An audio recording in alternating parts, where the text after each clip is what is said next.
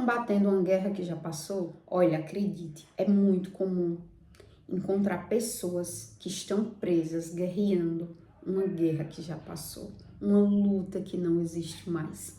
Ela está presa em uma dor, em uma decepção, em uma traição, em um fracasso do passado. E por fora, ela pode até rir, ela pode até fazer as tarefas dela normalmente, aparentemente bem, mas aqui dentro ela está ruminando essa dor e essa guerra lá do passado.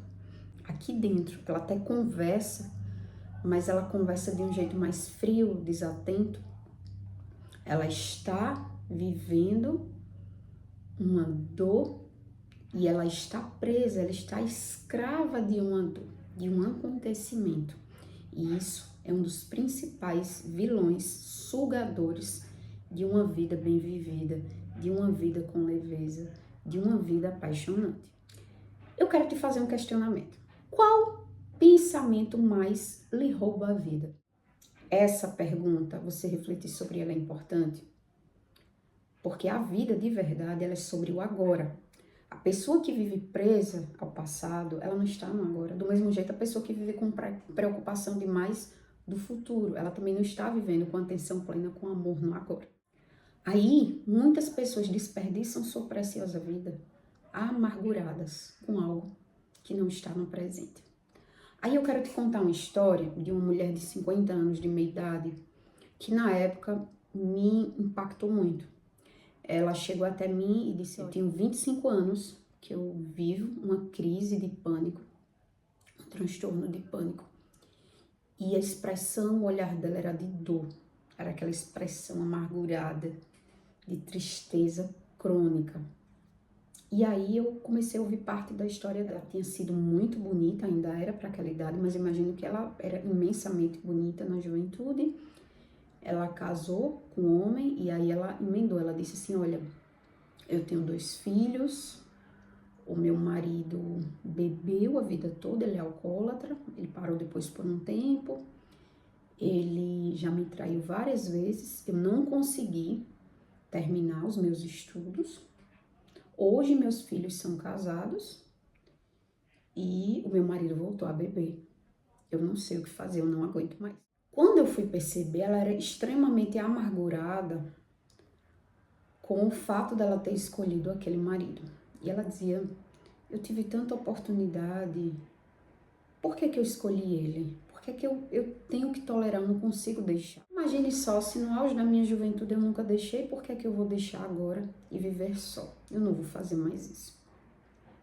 Aí ela foi e disse assim: os meus filhos cresceram e casaram, um filho e uma filha, são bem-sucedidos. E aí, orgulhosamente, pegou o telefone e me mostrou a foto deles. Eram lindos. A moça e o rapaz, saudáveis, e ela acrescentou: eles são muito inteligentes, doutora. Eu saudáveis? Sempre foram saudáveis. E esforçados, sim, muito esforçados, dignos, são muito bem-sucedidos profissionalmente. Nessa parte o olho dela brilhava.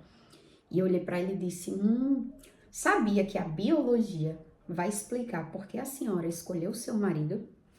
Ela olhou para mim e disse: não entendi, como assim, doutora, biologia?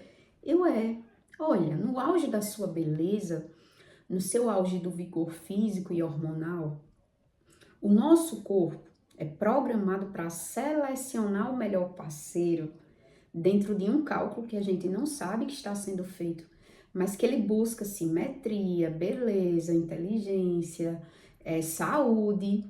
E a senhora me disse que seus filhos têm todas essas características.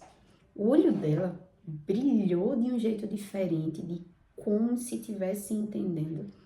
E eu emendei: a senhora precisa se perdoar pela escolha que fez no passado, porque do ponto de vista biológico, do ponto de vista da natureza, a senhora foi extremamente bem-sucedida.